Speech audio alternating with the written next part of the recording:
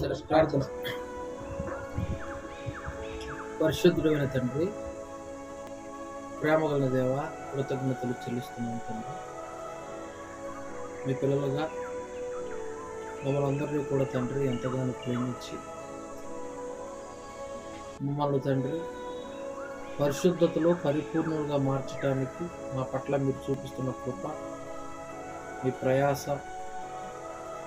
వాటిని బట్టి కృతజ్ఞతలు చెల్లిస్తున్నాము తండ్రి. మరి ఈరోజు మా బ్రతుకులకు అవసరమైనటువంటి వాక్కులను మాకు ప్రసాదించమని, తోడుగా ఉండి నడిపించమని క్రీస్తు పేరట ప్రార్థన సమర్పిస్తున్నాను తండ్రి. ఆమేన్. ఈరోజు ప్రస్తుత పరిస్థితుల్లో ప్రపంచం అంతా కూడా రోగాలతో నిండిపోతా ఉంది. రోగం లేనటువంటి మనిషి లేడు. ఎన్ని రోగాలు ఉన్నాయంటే, ఒకప్పుడు గ్యాస్ ట్రబుల్ అంటే ఏంటో తెలీదు, షుగర్ అంటే ఏంటో తెలీదు, థైరాయిడ్ అంటే ఏంటో తెలీదు. ఈ రోగాలు ఏమీ తెలియవు. ఈరోజు ఎన్ని ఉన్నాయంటే గుర్తుపెట్టుకోవడానికి మనకు సరిపోదు సమయం, బ్రెయిన్ కూడా సరిపోదు. అన్ని ఉన్నాయి, అన్ని రోగాలు. అయితే వీటన్నిటిని రోగం వచ్చిన ప్రతిసారి మనం ఏం చేస్తామంటే హాస్పిటల్కి వెళ్తాం. హాస్పిటల్కి వెళ్ళినప్పుడు అక్కడ పరిస్థితి ఎలా ఉంటుంది? వెళ్ళంగానే డాక్టర్ చూసేస్తాడా? చూడడం. దానికి ప్రాసెస్ ఉంటుంది. ఫస్ట్ వెళ్ళడం, ఓపి రాయించుకోవడం, తర్వాత ఓ ఫ్యాన్ వేసి ఫ్యాన్ కింద కూర్చోబెడతారు. డాక్టర్ ఇంకా రాలేదు, కొద్దిసేపట్లో వస్తాడు, కూర్చోండి అని. డాక్టర్ ఎప్పుడుకో వస్తాడు. కొన్నిసార్లు ఎమర్జెన్సీ కేసుల్లో అయినా ఒక్కోసారి రానటువంటి పరిస్థితులు ఉంటాయి. అక్కడ డాక్టర్ వచ్చేంత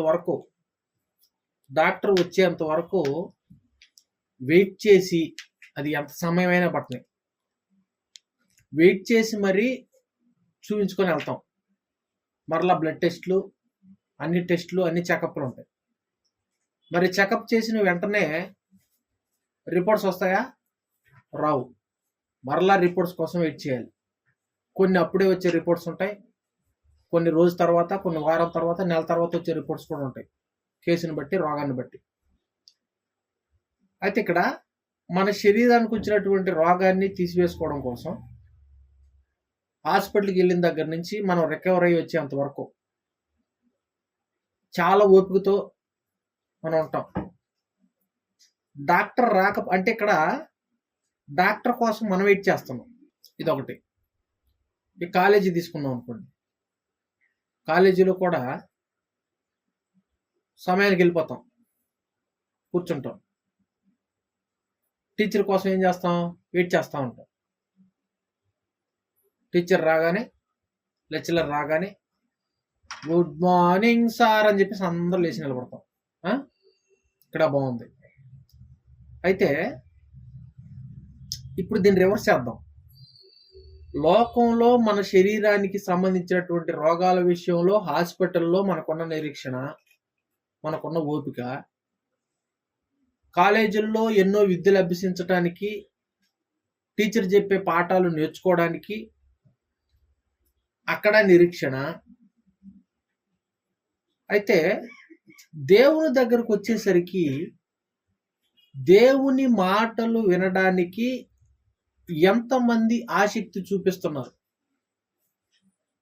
లోకంలో డాక్టర్ కోసం మనం వెయిట్ చేయాలి, టీచర్ కోసం మనం వెయిట్ చేయాలి.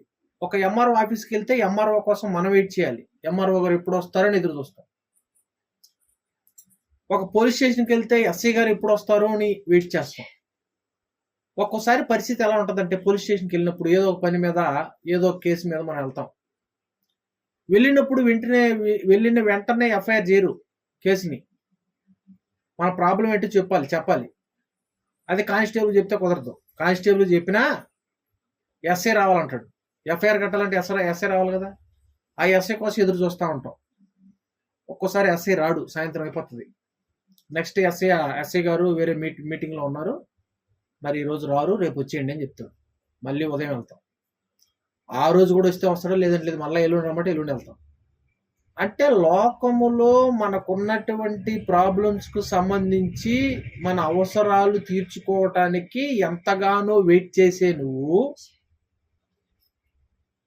ఎంతో నిరీక్షణతో ఉండేటటువంటి నువ్వు, ఎంతగానో ఎదురు చూసేటటువంటి మనం దేవుని వాక్యాన్ని నేర్చుకునేటటువంటి దగ్గరకు వచ్చేసరికి, మన బ్రతుకుకు అవసరమైనటువంటి మాటలు నేర్చుకునేటటువంటి ఆ సిచ్యువేషన్ దగ్గరకు వచ్చేసరికి ఎందుకు మనకి నిరీక్షణ లేకుండా పోతుంది?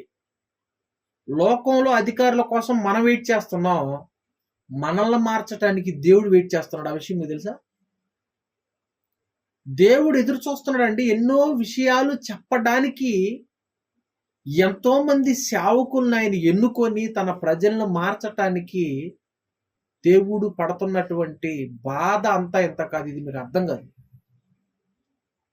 ఆదివారం ఆరాధనలో సంఘస్థులకు ఏదో ఒక విషయాన్ని నేర్పించాలని ఒక సేవకుడు ఎదురు చూస్తూ ఉంటాడు ప్రతి ఆదివారం.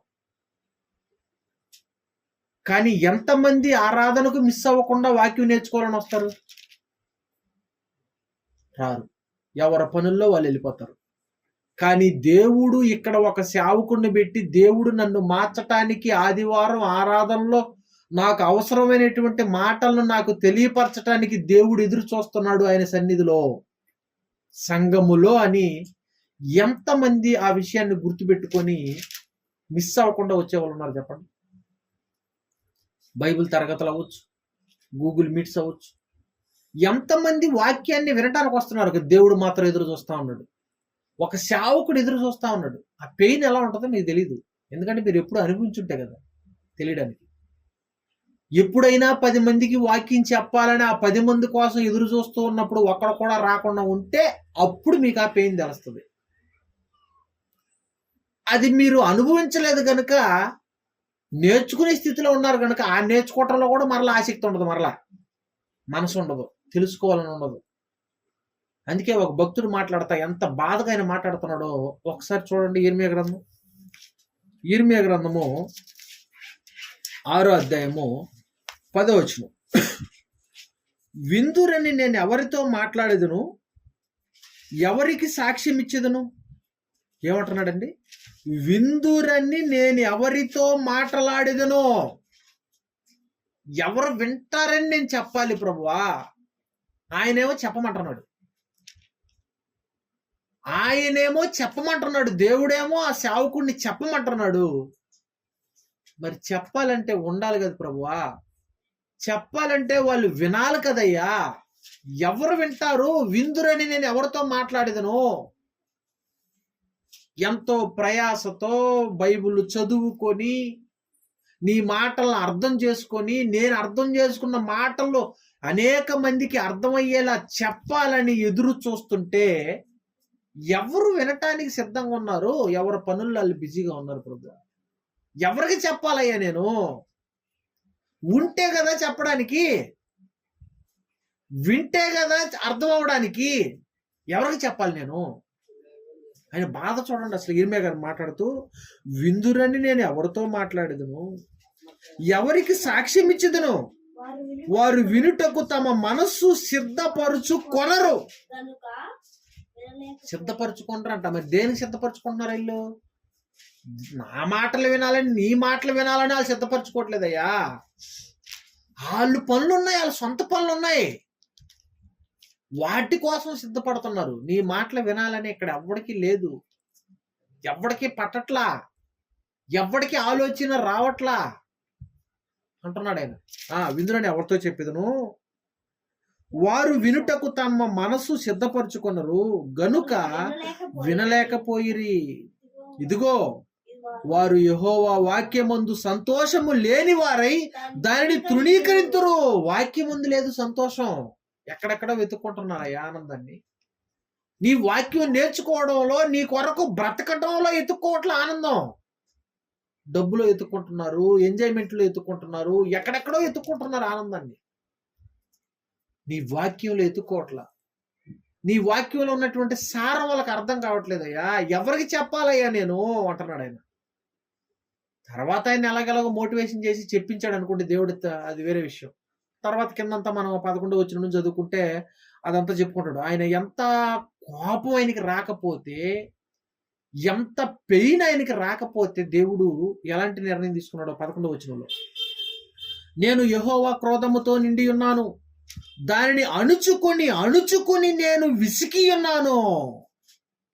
ఒకడు తప్పకుండా వీధిలోనున్న పసిపిల్లల మీదను యవనుల గుంపుల మీదను దాన్ని కుమ్మరింపవలసి వచ్చెను. భార్యాభర్తలను, వయసు మీరిన వారును, వృద్ధులను పట్టుకొనబడెదరు. ఏమియూ మిగలకుండా వారి ఇండ్లను, వారి పొలములను, వారి భార్యలను ఇతరులకు అప్పగింపబడుదురు. ఇది ఇజ్రాయేల్ పరిస్థితి. ఈరోజు మన పరిస్థితి కూడా అలాగే ఉందా? అలాంటి పరిస్థితిలోకి వెళ్తారా? మీ కుటుంబాలు అలాంటి పరిస్థితిలోకి వెళ్ళాలనుకుంటున్నారా? ఒకవేళ అలాంటి పరిస్థితిలోకి వెళ్ళాలనుకుంటే, ఒకనాడు ఇజ్రాయేలీలు ఏదైతే వాక్యాన్ని వినకుండా నిర్లక్ష్యం పెట్టారో, అదే విధంగా నువ్వు ఈరోజు ఉన్నావంటే మాత్రం నీ కుటుంబాలు కూడా ఇదే పరిస్థితి చిన్నభిన్నం అయిపోతాయి. అది అర్థం కావట్లే ఎవరికి. కనుక ప్రేమైనటువంటి వాళ్ళరా, ప్రతి ఒక్కరు ఎన్నో విషయాలు మనకి నేర్పించాలని దేవుడు ఆరాటపడతా ఉన్నాడు. కానీ వినటానికి ఎంతమంది సిద్ధపడుతున్నారు? ఎంత ప్రయాసపడి వాక్యం చెప్పాలని సిద్ధపడి ఒక సేవకుడు చెప్పడానికి కూర్చున్నప్పుడు వినటానికి మీరు రాకపోతే, విన్నది మీరు అర్థం చేసుకోకపోతే, అర్థం చేసుకున్న దాన్ని పాటించకపోతే, దేవుడు ఎవరితో మాట్లాడాలి, ఎవరికి నేర్పించాలి, ఎవరిని తీర్చిదిద్దాలి? ఆలోచించండి ఒకసారి, ఆలోచించండి. ఇద్దరు వ్యక్తులు కలిస్తే ఏం మాట్లాడుకుంటారు? మూడో వ్యక్తి గురించి మాట్లాడుకుంటారు. ఆయన ఎలా, ఈయన ఎలా అని. ఇద్దరు వ్యక్తులు, మనం ఎక్కడన్నా ఇద్దరు వ్యక్తులు కూడుకున్నారంటే, ఇద్దరు ఫ్రెండ్స్ కూడుకున్నా, ఎక్కడైనా ఒక ఇద్దరు వ్యక్తులు కూడుకున్నారంటే ఎవరి గురించి మాట్లాడుకుంటారండి? దేవుడి గురించి మాట్లాడుకుంటారా? అస్సలు మూడో పర్సన్ గురించి మాట్లాడుకుంటారు. అనవసరమైన సూదంతా. దానివల్ల ఏమన్నా ఉపయోగం ఉంటుందంటారా? మూడో పర్సన్ గురించి మనం మాట్లాడుకోవడం వలన ఏమన్నా ఉపయోగం ఉంటుందా? ఎప్పుడైనా చూడండి, ఎవరైనా ఇద్దరు వ్యక్తులు కలిశారు అని అంటే వాళ్ళిద్దరు డిస్కషన్ లో దేవుడు ఉండడు, ఎవరో ఒకరు థర్డ్ పర్సన్ ఉంటాడు. బాగా గమనించుకోండి ప్రాక్టికల్ గా మీరు. దానివల్ల ఉపయోగం ఉందా? బాగా గుర్తుపెట్టుకోండి. ఒక మనిషి గురించి మనం తప్పుడుగా మాట్లాడుకునేటటువంటి విధంగా మనం వెళ్ళాము అని అనుకోండి, మనుషుల గురించి మాట్లాడితే ధైర్యం పెరిగిపోతా ఉంటుంది. ఈ రోజు ఆయన తిడతావు, రేపు ఇంకోటి తిడతావు, ఇంకా ఇంకా ఇంకా ఇంకా తిట్టుకుంటానే వెళ్తావు. అంటే ఇక్కడ ఏమైపోతుంది నీకు అని అంటే, మనుషులని విమర్శించటం, మనుషుల్ని తిట్టడం, మనుషుల గురించి మాట్లాడుకోవడంలో ధైర్యం పెరిగిపోతూ ఉంటుంది. ఒక్కసారి ఏదో ఒక పొరపాటు చేసి జైలుకి వెళ్ళి వచ్చావు అనుకో, జైలుకి వెళ్ళి వచ్చాను కదా అని పశ్చాత్తాపడ్డావు, జైలుకి వెళ్ళి వచ్చాను కదా ఏమవుతుంది మహా అంటే లోపలికి వెళ్ళి బయటకు వస్తా అంటాడు. ధైర్యం పెరిగిపోతుంది ఇక్కడ. జైలుకి వెళ్ళి వస్తే మారు మనసు రావాల్సింది బానిచ్చి, శిక్ష వేయించుకొని వచ్చిన తర్వాత ఏం రావాలి? మారు మనసు రావాలి. కానీ జైలుకి వెళ్ళి వచ్చినాడికి ధైర్యం పెరిగిపోతుంది ఏంటి? ఏంటిది? ఎలాంటి స్థితుల్లో ఉంటున్నాం మనం? అలాంటి పరిస్థితుల్లో మనం ఉండకూడదు. వాక్యాన్ని నిర్లక్ష్య పెట్టేవారిగా మనం ఉండకూడదు. ఇద్దరు వ్యక్తులు కలిస్తే, లేదా ముగ్గురు వ్యక్తులు కలిస్తే, లేదా నలుగురు కూడుకుంటే మన మధ్య దేవునికి సంబంధించిన డిస్కషన్ ఉండాలి తప్ప వేరే వ్యక్తుల గురించి మనం మాట్లాడుకోవటం వలన ఉపయోగం ఉండదు. ఇవే ఉంటాయి ముచ్చట్లు. అందుకే అంటున్నాడు ఆయన కీర్తన గ్రంథం 119 అధ్యాయంలో, కీర్తన గ్రంథం 119 అధ్యాయము 38వ వచనం, నీవిచ్చిన వాక్యము మనుషులలో నీ భయమును పుట్టించుచున్నది. ఏం పుట్టిస్తుందంట? దేవుడు ఇచ్చినటువంటి వాక్యాన్ని మనం నేర్చుకుంటే భయాన్ని పుట్టిస్తుంది. అదే మనుషుల గురించి మనం మాట్లాడుకుంటే, ఇద్దరు వ్యక్తులు కలుసుకున్నప్పుడు, లేదా నలుగురు కూడుకున్నప్పుడు, నలుగురు కలుసుకున్నప్పుడు దేవునికి సంబంధించిన వాక్యం డిస్కషన్ చేసుకుంటే మన భక్తికి సంబంధించినటువంటి విషయాల్లో భయం, పాపం చేయకూడదు అన్నటువంటి భయం, దేవుడు అంటే భయం అవస్తాయి.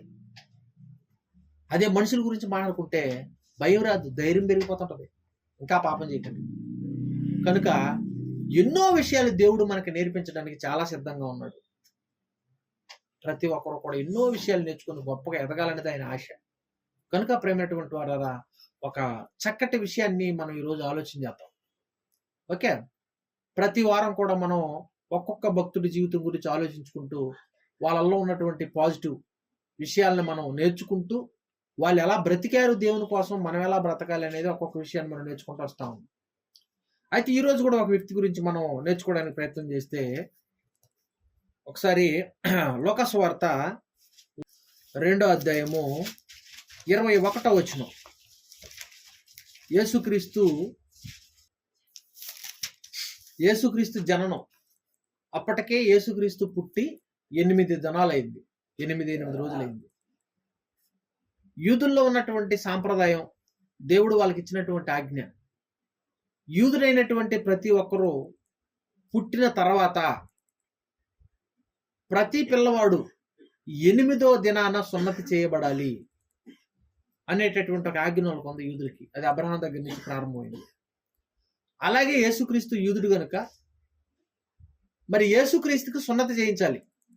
8వ దినాన యేసుక్రీస్తుని మందిరానికి తీసుకుని వెళ్ళాలి. ఓకే, మన భాషలో చెప్పాలనుకుంటే పురుడు అంటారు కదా. ఒక బిడ్డ పుట్టినటువంటి 7 రోజులకి ఏం చేస్తారు మన భారత సాంప్రదాయంలో? పురుడు అంటాం మనం. అంటే బిడ్డ పుట్టినటువంటి వారానికో లేదా 7 రోజులకో స్నానం చేయించి అలా పురుడు అంటాం.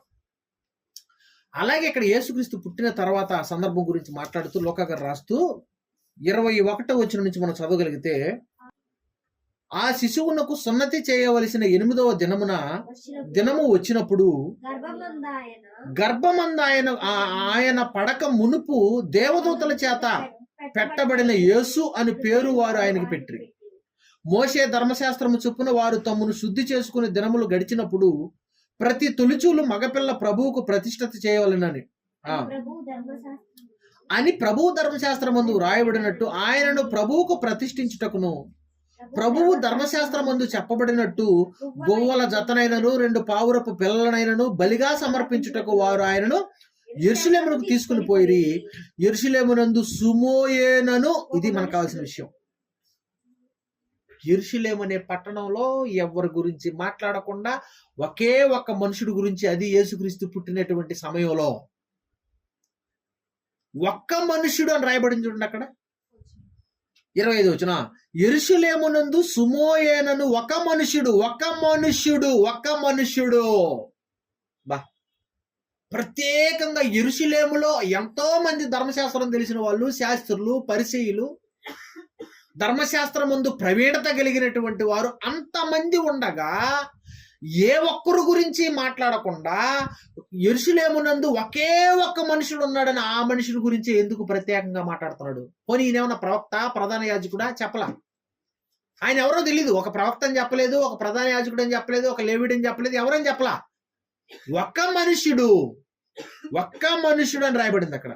అలా దేవుడు నీ గురించి, నా గురించి సంఘములో ప్రత్యేకంగా ఒక మనుష్యుడు అని చెప్పగలిగే విధంగా మన క్యారెక్టర్ ఉందా?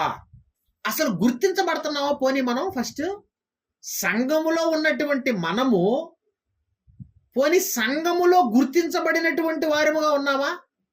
సంఘంలో ప్రత్యేకంగా కనబడేటటువంటి పర్సన్స్ కొంతమంది ఉంటారు, అలా మనం ఉండగలుగుతున్నావా? గుర్తింపు ఎప్పుడు గుర్తుపెట్టుకుంటారు మనల్ని? బాగా డబ్బుంటే గుర్తింపు కాదు, అది లోకంలోది. ఎప్పుడు మనల్ని గుర్తుపెట్టుకుంటారు?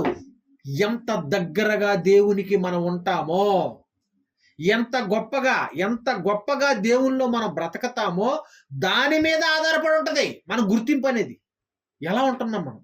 యెరూషలేమునందు ఒక మనుషుడుండెను, అతడు నీతిమంతుడును భక్తిపరుడునై ఉండి. అబ్బా, 2 పదాలు వాడాడు ఇక్కడ, 2 పదాలు వాడాడు. ఒకటి నీతిపరుడు, రెండోది భక్తిపరుడు. ఒకే ఒక మనుషుడు అంటే అతనుకున్న క్యారెక్టర్ ఏంటంట? నీతిమంతుడు, భక్తిపరుడు. ఏంటి నీతిపరుడు, భక్తిపరుడు?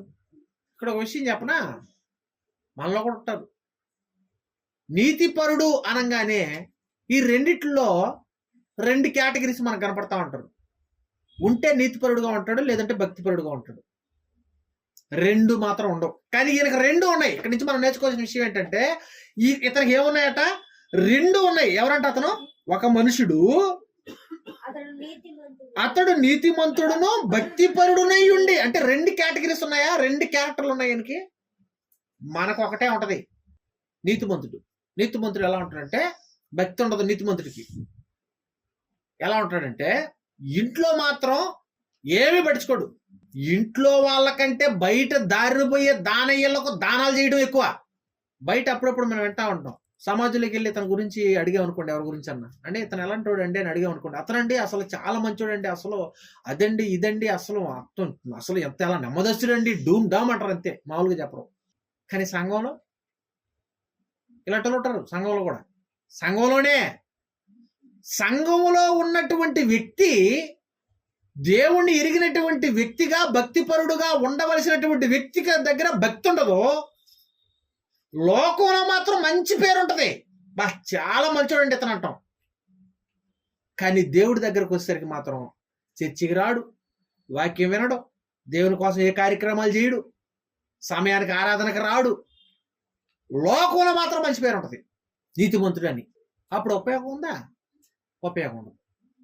భక్తిపరుడు సమయానికి మందిరానికి వస్తాడు, సమయానికి వాక్యం వింటాడు, సమయానికి కానుకేసేస్తాడు, అన్ని పర్ఫెక్ట్గా చేసేస్తా ఉంటాడు. బయటికి వెళ్ళి అతని గురించి అడిగామనుకోండి, అతనా క్రైస్తవుడు, అతను దేవుడు బిడ్డ అతను అని ఎంత బ్యాడ్గా చెప్పాలో అంత బ్యాడ్గా చెప్తారు.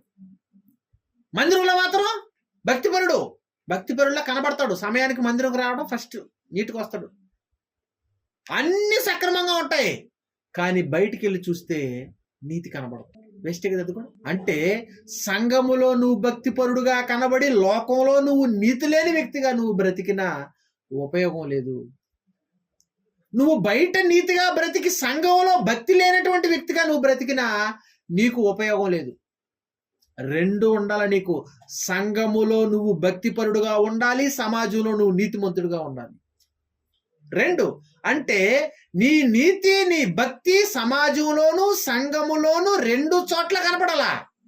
అలా బ్రతకడానికే మనం ప్రయత్నం చేయాలి. ఇక్కడ ఇతను ప్రవక్త అని చెప్పలేదు, లేదంటే ఒక కేటగిరీకి సంబంధించిన వ్యక్తి అని చెప్పలేదు.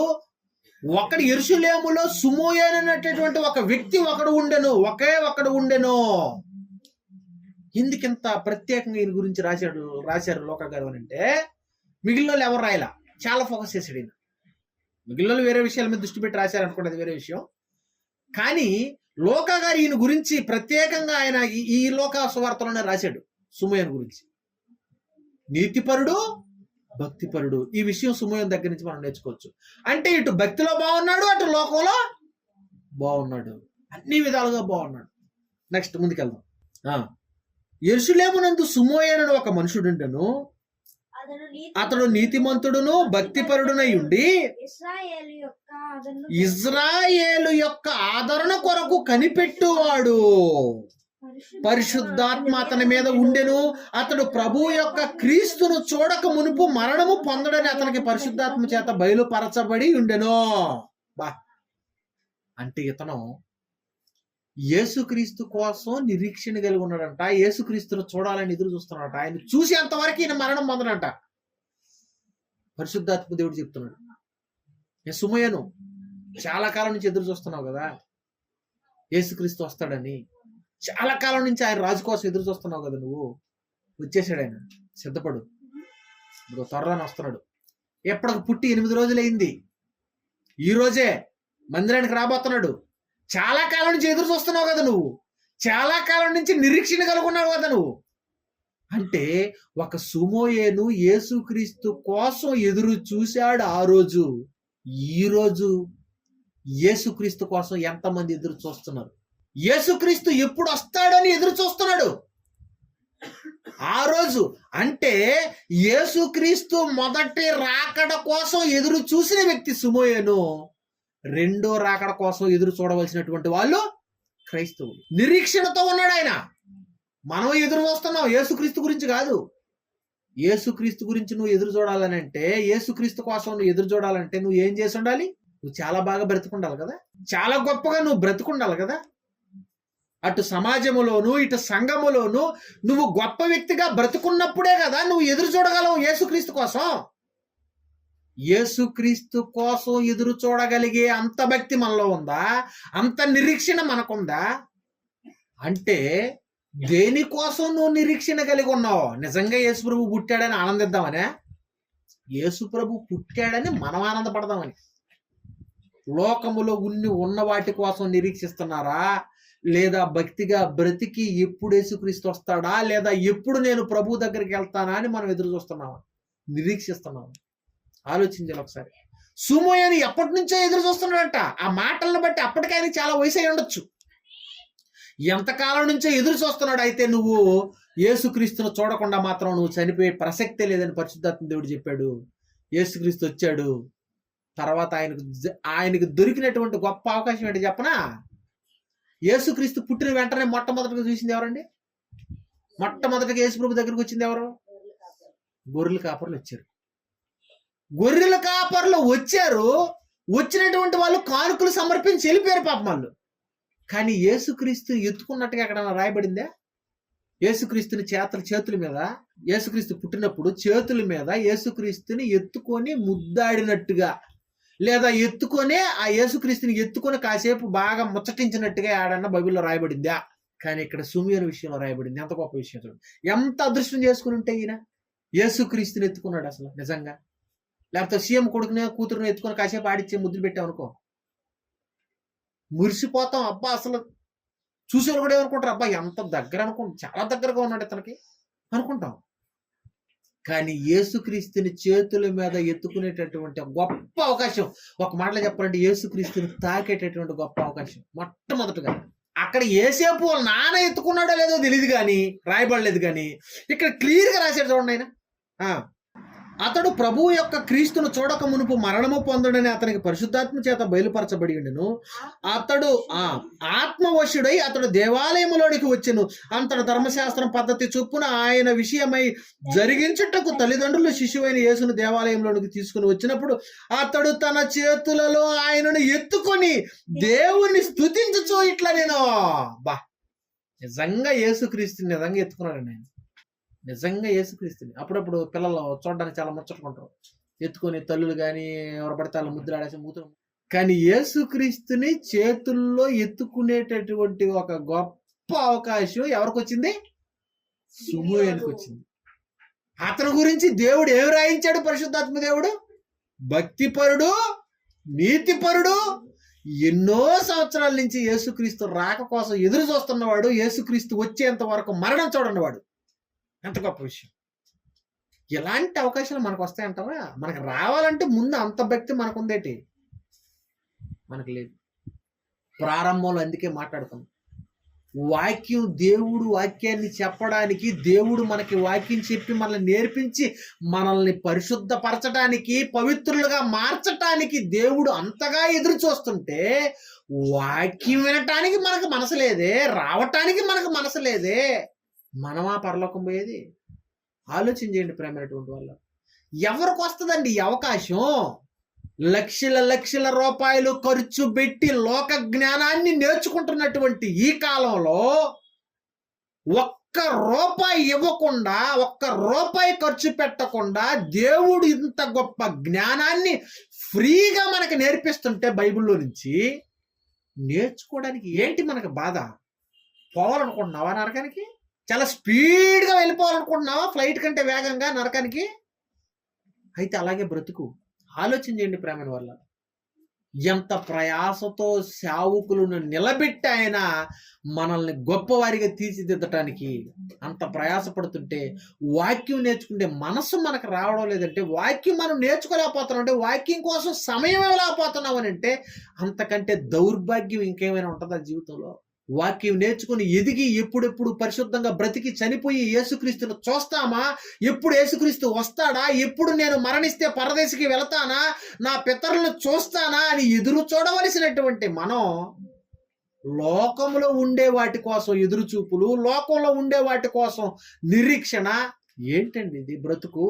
చేతులతో ఎత్తుకున్నాడట సుమోయను. గొప్ప అవకాశం వచ్చింది ఆయన.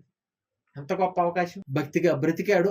అసలు ఇదంతా ఏంటంటే అసలు ఆయన గురించి ఎంత ప్రత్యేకంగా దేవుడు రాయించాడు చూడండి. యెరూషలేమునందు ఒక మనుషుడు, అతడి క్యారెక్టర్ ఎలాంటిదంటే నీతిపరుడు, భక్తిపరుడు. అంత గొప్పోడు కనుకనే యేసుక్రీస్తుని ఆయన చేతులతో ఎత్తుకునేటటువంటి ఒక గొప్ప అవకాశం దేవుడు ఆయనకి ఇచ్చాడు. అలాంటి గిఫ్ట్లు మనకు వస్తాయంటారా? మనకు వస్తాయా? అలా బ్రతికితే ఎన్నో గిఫ్ట్లు ఇస్తాడు. ఈ కాలంలో మనకు తగ్గ ఎన్నో గిఫ్ట్లు ఉంటాయి, ఎన్నో బహుమానాలు ఉంటాయి మనకి. అవన్నీ పొందుకునే అంత గొప్పగా మనం బ్రతుకుతున్నామా? ఆలోచన చేయాలి. కింద చదివితే ఏమన్నాడు చూడండి ఇక్కడ. ఎన్నో వచ్చినమ్మా? 29 వచ్చిన. నాదా ఇప్పుడు నీ మాట చొప్పున తర్వాత ఆయన ఫీలింగ్ చూడండి.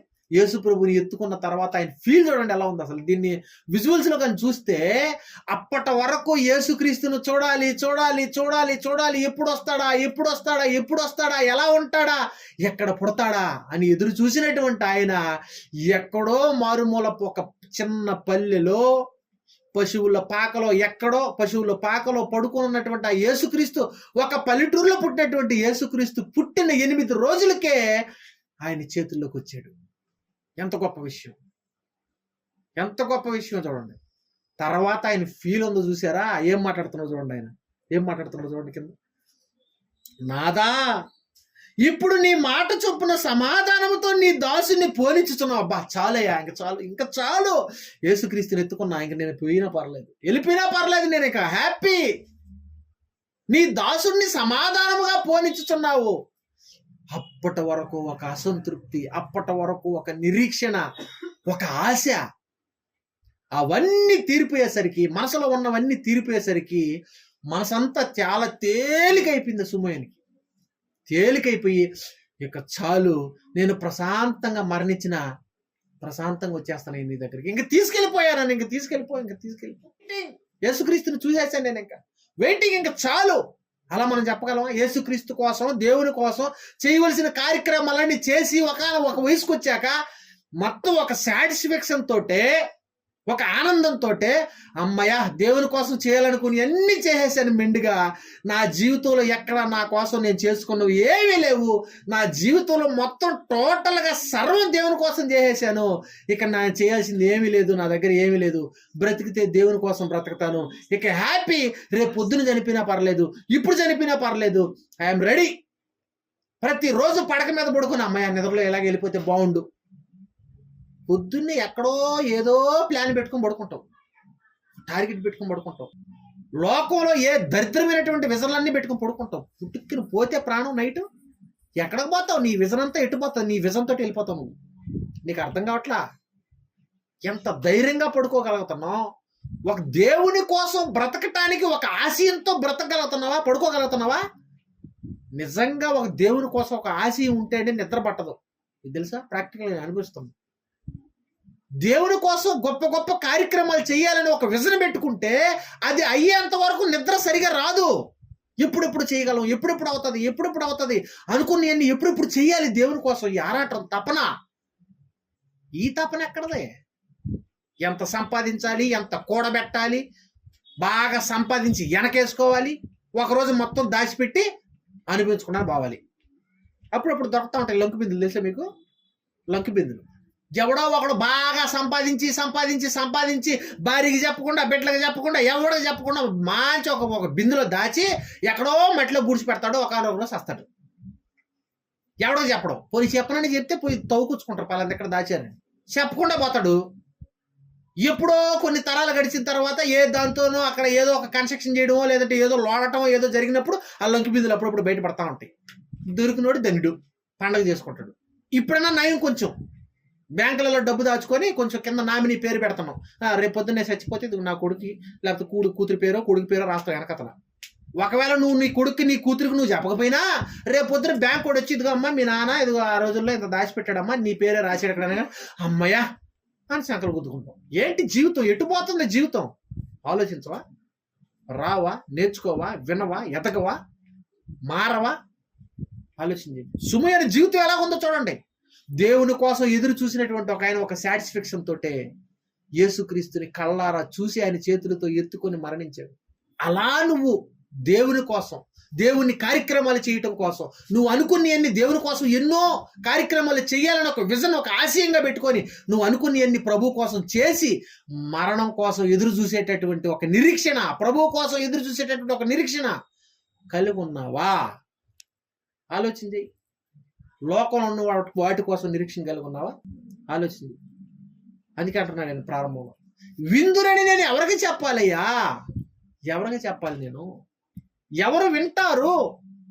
ఎవరు వింటున్నారు? ఎవరు వస్తున్నారు? ఆలోచన చేయండి, నేర్చుకోండి, ఎప్పటికైనా మారండి. ఒక విజన్ పెట్టుకోండి దేవుని కోసం. ఎప్పుడు పోతావో తెలీదు, ఎన్ని రోజులు బ్రతకతావో తెలీదు, నువ్వు సంపాదించిందంతా ఎటు పోతాదో తెలీదు, ఏది మన చేతుల్లో ఉండదో, ఏది మనతో రాదు. కనుక ఆలోచన చేయండి ప్రేమైనటువంటి వాళ్ళు. అరిస్తే అరసాని అంటారు, చెప్పకపోతేనేమో తెలీదు.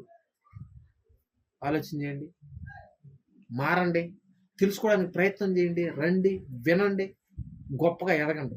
ప్రార్థన చేసుకోండి. పరిశుద్ధమైన తండ్రి, ప్రేమగల దేవా, కృతజ్ఞతలు తండ్రి.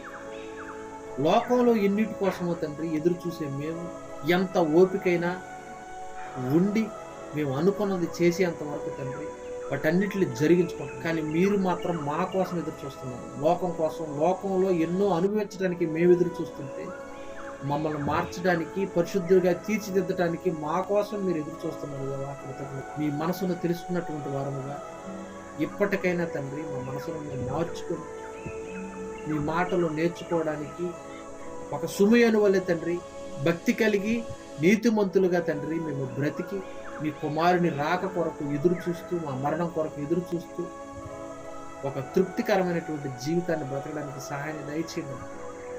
తోడుగా నడిపించండి. క్రీస్తు పేరిట ప్రార్థన సమర్పిస్తున్నాను తండ్రి.